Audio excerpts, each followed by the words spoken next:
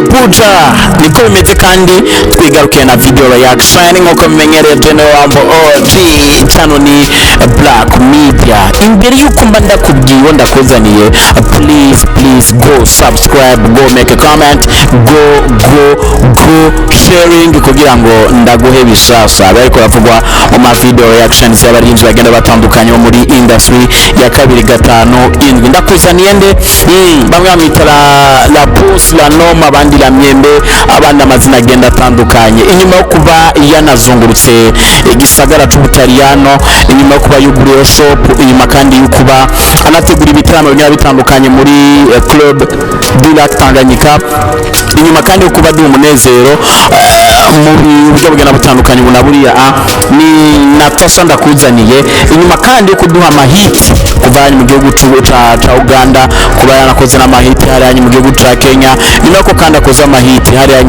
Dar es Salaam Tanzania. Yamaze kuba nasimbira kwa S2Kiss atuzanira hit ayita Sikusa. Yes, Sikusa isohotse inyuma y'iminsi itari mike.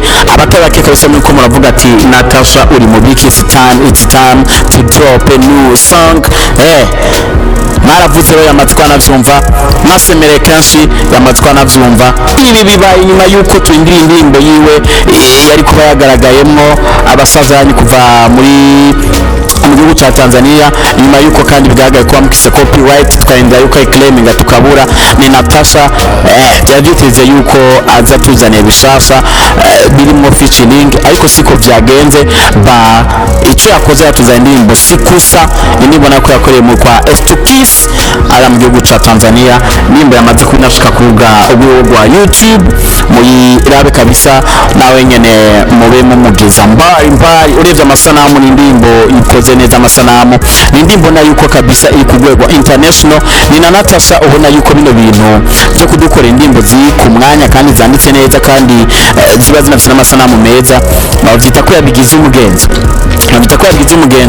kandi n'umugenzo mwiza cyane gose, kuko ko twadukeneye quality, twadukeneye na audio nziza cyane gose na video nziza bidufasha kugeza kure ibikorwa by'abana yasubiye igihugu. Bino bibaye nyuma y'iminsi mike ahamagaye mama wiwe amuha surprise y'akaca, surprise y'imodoka nziza abantu b'Imana. Abona yuko ari umwe mu baririmbyi abagaragara agira ibikorwa nk'ibi ku bavyeyi biwe. Ni indirimbo nako kandi Natasha agaragayemo yambaye ibitenge by'ubwoko bwinshi, amabara meza, indirimbo yambaye neza cyane gose. Indirimbo nako yaspendizemo more money, uravye n'ukuntu kabisa ariko acting afise $1 mu ntoke. Mbaye wa ndingi ivyo barirana n'ivyo twadukeneye guys, yabikomeye sana. Yes, ni Natasha kandi ko akunda kuba nagaragara mu ma clip yiwe, aba yambaye bien sana, basa neza. Nk'indirimbo kabisa drop nzabona ko yambitswe neza biteye n'ubwoba kabisa, yambaye neza cyane gose. Ubona ko kandi wamufasha ama video yabigize cool. Indirimbo kabisa Sikusa ubona ko indirimbo bisa neza cyane gose, ariko iri mu bibanza bigenda bitandukanye, arimo kandi n'aba actor bagenda batandukanye, bamwe muri filme benshi baramuzi. Kino gikuri muramuzi kabisa. Yasigenda mu rabino ndirimbo afike je dure muri comment section n'umwamikazi w'indirimbo ndondi